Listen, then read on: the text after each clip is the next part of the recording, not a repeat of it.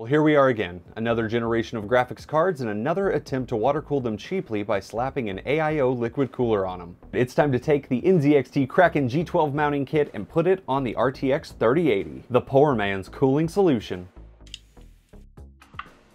Oh, that's bad. Can I just put it back in? I don't hear any fans clanging. What is it? I've already made one video with the G12 before, and that was when I was trying to cool down my Asus Strix 1080 Ti. Compared to that stock heatsink, the G12 was much cooler and of course gave it higher overclocking and gaming and encoding and all that good stuff. We've got a very different beast here with the MSI RTX 3080 Gaming Trio X. X is for extreme, which is why I'm going to be upgrading the G12 just a little bit by upgrading the stock fan with this nice little Noctua boy, as well as this stupid little light bar that has 3 little fans on it that are sure to do nothing. And we really might need those fans because this is a big old boy and we really want to make sure that we have adequate cooling across the entire thing. No VRMs left uncooled. We got to make sure this thing is rocking. I definitely don't have any sort of confirmation that it is compatible and we'll work on there at all. But by golly, I'm gonna make it fit. I'm gonna make it fit good, buddy. You might be asking yourself, why in the world would I want to get rid of this beautiful heatsink that was designed perfectly for this sweet, sweet card? I mean, it's got everything. It's got lights, it's got 3 fans, it even has this giant mounting bracket support beam that goes underneath it because it has to or else it's gonna fall down. Well, like most GPUs, the included heatsink can cool and it's okay. But the problem is these fans need to be at least 80%, and at 80% and above, things start getting incredibly loud. It's too loud for my dainty little holes. The Gaming Trio was the first order I could get confirmed, so that's what I'm stuck with. And the problem with that is finding a water block that fits this specific model. The EK water block for it is not only super expensive, but it hasn't even been released yet. And nothing over at Corsair either. And I don't really want any other brand, so here we are. Let's get creative. But that is why the G12 is here. It's going to fix all these issues for me, no problem.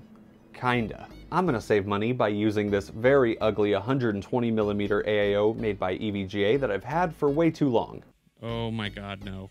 Don't use cheap thermal paste. You're probably just better off selling your GPU, taking that money, and just getting yourself a GPU upgrade. I think we're ready. I'm gonna take the G12, install it onto the 3080, install that into the PC, boom, bang, done. Then of course I'm gonna push it to the limit. I'm gonna compare the 2 cooling options side by side and see if all of this was worth the time and the money to do it. It's not, almost never is. I'm pumped, let's do it. We've got to take off the back plate, we've got to take off the cooler so we can get down to the GPU die at the base of the card, and all while not damaging or ruining it. For those that need it, there's almost always instructions on how to take your specific GPU apart. I typically don't look up anything. I just kind of start with the back plate and just start knocking pieces off. This thing's kind of stuck on. There we go. You got to be very careful because you really don't want to break any of these very small plugs. Just jiggle it out a little bit. Yeah.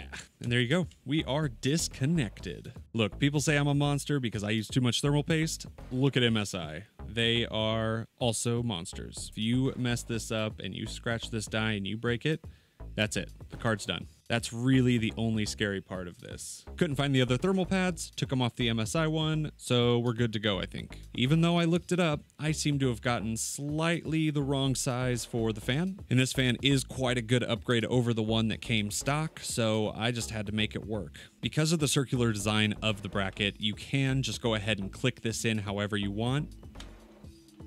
And boom, it's on there. Easy peasy. Oh god, no. Ugh. Okay.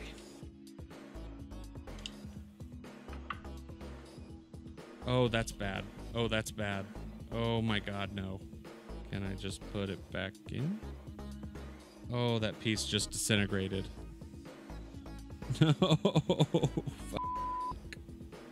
So we are gonna have to change everything up. I did take it apart and was able to super glue these tubes back on. This will line up just fine, but only on one side. We definitely do not cover the entire card, which is a big issue. These fans should be able to give enough of a boost to get it going. Oh god. That is correct. I hope this super glue holds.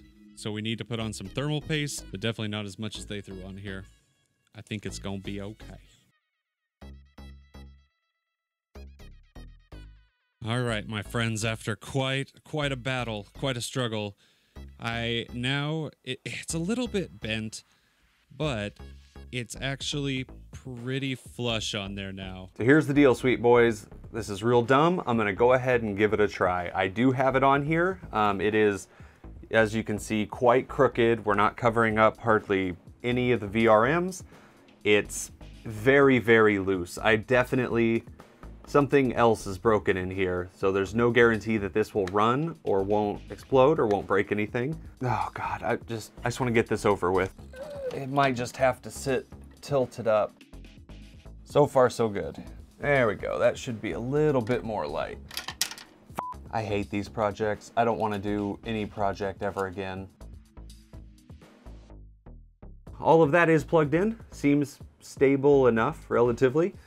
Just need to add in this somewhere. Now realizing that the AIO tubes are gonna make that difficult. All of this has gone so poorly. Oh God, come on, I hate it. Oh my God, it doesn't fit. There we go, wedged to perfection. I hate this so much. Let's turn it on and see if it works. I really kind of hope this doesn't boot at all. Well, here we go. I don't hear any fans clanging. What is it? This? Nope. No! It boots! Yay! Oh, it's wedged so good. Just get the off of it. Oh my God. Holy shit, it booted. There's no way. And we're in. I'm actually really surprised by this, so yeah, let's see how it runs. Whether it be the case fans or the GPU fans, across the board, everything's going to be set to 100%, and that's whether it was the stock or the G12. And the 5600X is going to be running a slight overclock as well. In Firestrike Ultra, the G12 ran a little bit faster at 11009 with stock at 10801. TimeSpy Extreme was pretty similar with the G12 running at 7490 and the stock at 7436. I ran Warzone in 2K with everything set on high and ray tracing on. Not too big of a difference here. The G12 at 69 and stock at 70, there's only 1 degree of difference, and the FPS is also very close. In Shadowlands, the G12 actually ran a little bit hotter at 69 degrees compared to stock 66 degrees, but it actually did show an increase of 14 FPS from 118 to 132. But as you can see here, the G12 might have been performing a bit better, but it really was freezing a little bit. And for some reason with Minecraft RTX, there was a huge difference in temperature of 57 for the G12 and 71 for the stock, but only a difference of 2 in FPS. So they both performed pretty well, but stock was much, much hotter. Well, there we go. It's finally over. Completed the project. Don't do it. Again, do not put a G12 on a 30 series card. Just absolutely don't do it. I think I got lucky so far. This is obviously a very, very bad idea to test this out with something that not only is so expensive, but if I needed to get another 3080, where would I even find that? Next project, I will definitely be working on something that is a lot less valuable and a lot less terrifying to work on. Again, don't do it. Oh, the performance, it was better. Obviously, the VRMs suffered by not being, having contact to spread that heat, and I couldn't get fans all that close because of the AIO tubes.